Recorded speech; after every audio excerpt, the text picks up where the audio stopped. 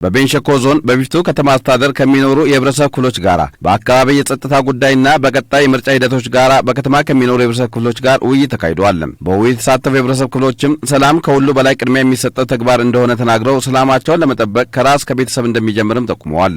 ለዚህ ታዲያ እነሱም የበኩላቸውን ድርሻ እንደሚወጡ ጠቁመው አካባቢያቸውን ከጸጥታ አካላት ጋር ተቀናጅተው እንደሚጠብቁም ነው የተናገሩትም።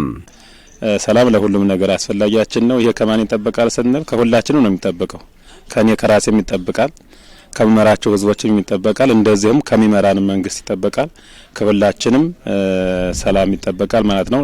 ከሃይማኖት መሪዎችም ከሁሉም ሰላም ይፈልጋል። ስለዚህ እያንዳንዳችን ሰላምን እየመከርን ነው ያለነው።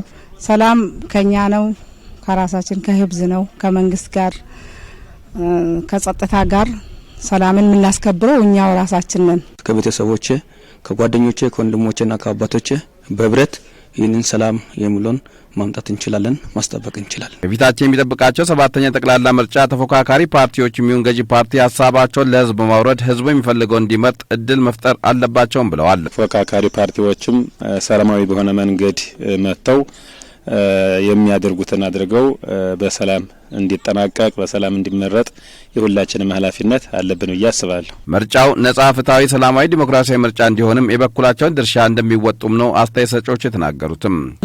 የተኛውን ፓርቲ በሰላማዊ መንገድ ገብቶ መፎካከር ይችላል።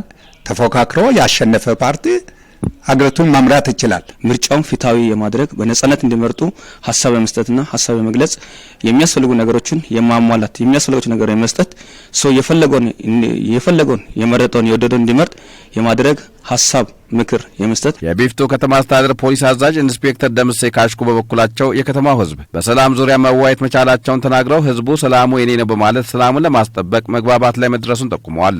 ህዝቡም ሁሉም ከጸጥታ ጎን በመሆን የአካባቢ ሰላም ማስጠበቁ የሁሉም ኃላፊነት እስከሆነ ድረስ የጸጥታ ስራውን የኔ ነው ማለት የሁሉም የባለድርሻ አካላት ባለቤትነት ሰምቶ አካባቢውን በሰላም እንዲጠብቅ ቀጣይ የሚካሄደው ጠቅላላ ምርጫም ሰላማዊ ሆኖ እንዲጠናቀቅም ህብረተሰቡ የበኩሉን ድርሻ መወጣት እንዳለበት ኢንስፔክተሩ ተናግረዋል። ቀጣይ የ7ኛውና አገራዊ ምርጫው ፍጹም የሆነ ሰላም እንዲጠናቀቅ በየቀጠናው ላይ ህዝብን ያወያየን ወደ ሰላም የመስፈን ስራ እየሰራን ነው መንገኘውና የቢፍቱ ከተማ አስተዳደር ከንቲባ አቶ ኦሚስ ካስካራ ዳልካ በበኩላቸው ከፊታችን የሚካሄደው 7ኛ ዙር ጠቅላላ ምርጫ ህብረተሰቡ ተገቢ ግንዛቤ ኖሮት የሚፈልገውን ፓርቲ ያለምንም ጫና እንዲመርጥ ግንዛቤ መፍጠር ስራ እየተሰራ መሆኑን ጠቁመዋል። ማህበረሰቡ ከምንም በላይ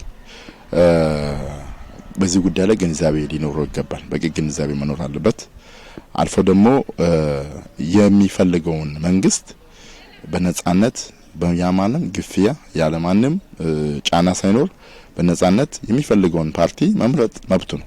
ሰላም ከሁሉ በላይ አስፈላጊ ነው ያሉት ከንቲባው ህብረተሰቡ ከዚህ ቀደም እንደሚያደርገው ሁሉ ሰላሙን የማስጠበቅ ተግባር አጠናክሮ ሊቀጥል እንደሚገባም ተናግረዋል።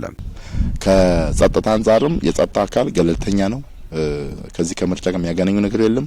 ህግና ስርዓትን የማስከበር ስራ ደግሞ ጸጥታው አካል ህግና ስርዓት እንዲያስከብር ከወትሮ በተለየ እንቅስቃሴ እየተሰራ ነው ያለው ማለት ነው።